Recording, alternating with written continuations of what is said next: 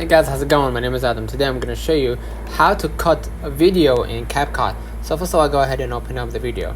And if you want to cut a part of a video inside that video, what you're going to do, you're going to just go ahead and select the part that you want to edit, right? And then click on the split right here at the bottom left corner, right? You're going to see it right here.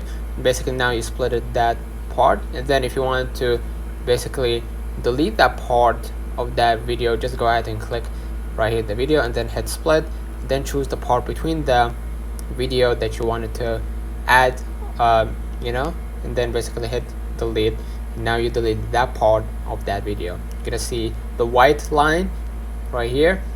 This is the part or the line between the videos that you actually wanted right here in the video that you actually cut it. So let's find in the comments if this video helped you. Don't forget to like and subscribe, turn on the notification bell to receive every video we upload. Thank you for watching. See you in the next one.